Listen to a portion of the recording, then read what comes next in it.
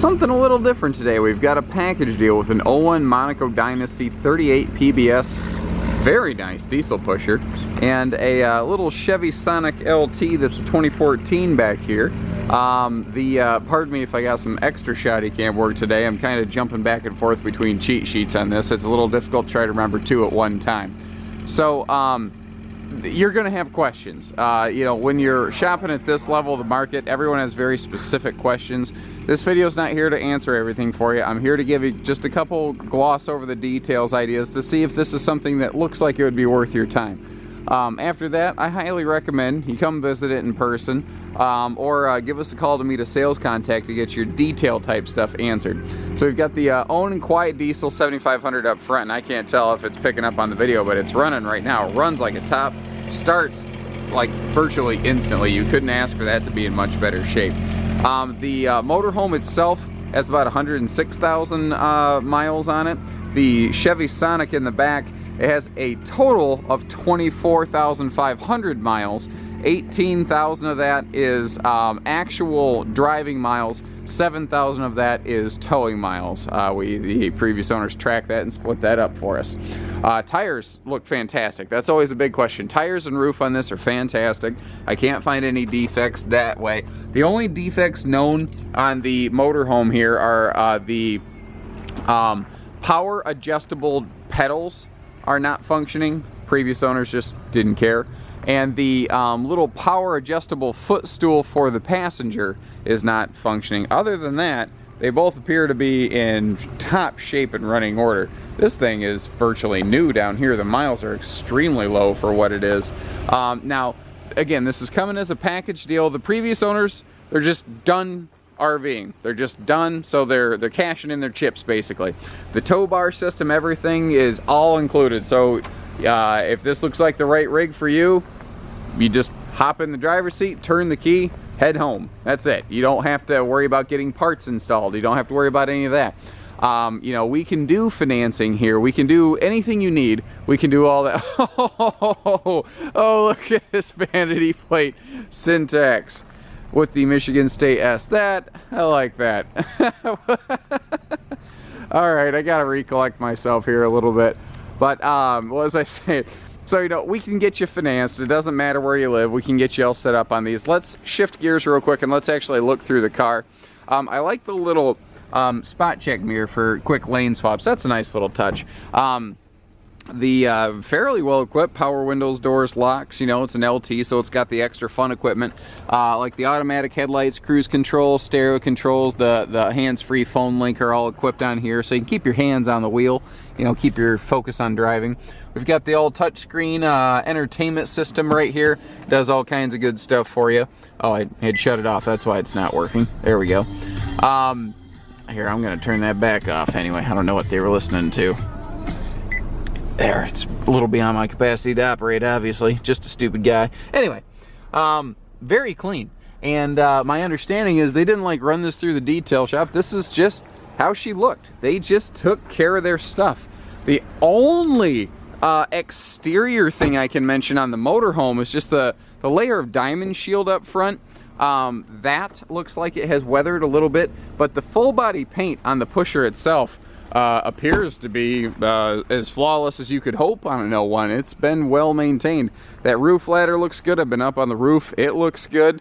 I can't find anything that concerns me. This rig here, these were definitely owned by people who were not new to RVing. They'd spent years doing it. They knew how to take care of their stuff. Gotta believe they just got a little bit older and they just said, you know, Margaret, that's enough. I like the aluminum shrouds on both the awning and the window cover here. And I even like the, you've got an extra little, one of those add-on vent covers right here to keep some extra airflow going so you can crack that window even in the rain type situation. That's a nice touch.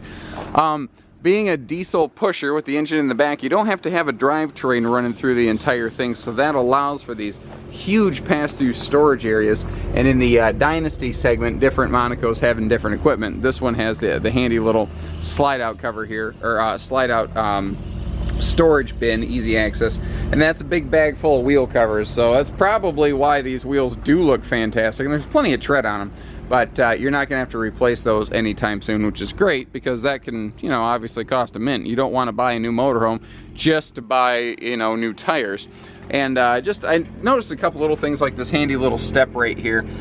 You can, you know, if you want to ease the angle of attack, you can set that below your power entry step just to make it easy come and easy go. Even a keyless entry door pad, that's pretty handy. Step inside for you here, if I can get my hands on things. I'm not the most coordinated fishy in the tank, so when I got stuff in my hands, I just, you know what, I'm gonna set that down, because if I don't, I'm gonna end up hurting myself. Alright, let me back up a little bit, give you a nice shot of the living room. We're gonna work our way from front to back so I don't miss anything here. So, we've got the big super slide over here, very traditional motorhome slide.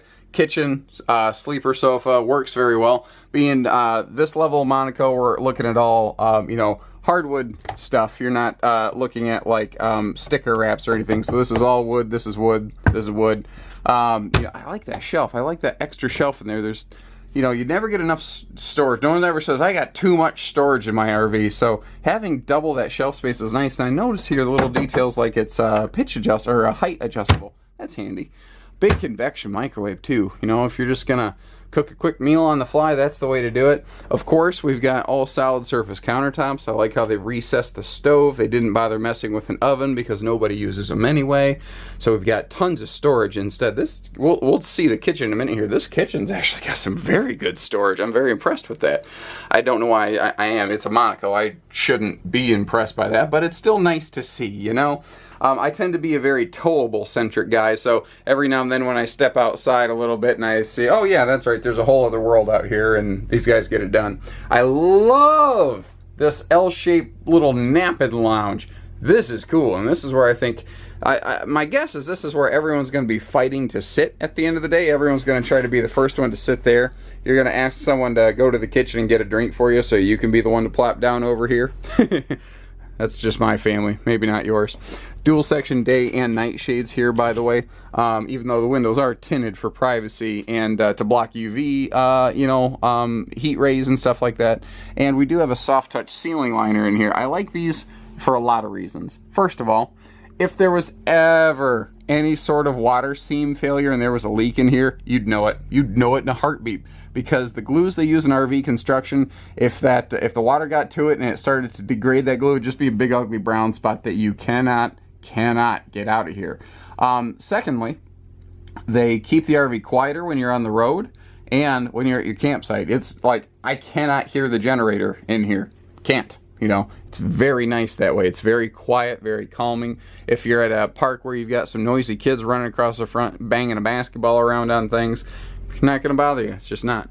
I like the extra drawers down here too. You don't usually see like actual cabinet drawers up in the cockpit area, so that's very handy. Give you plenty of easy access to the storage.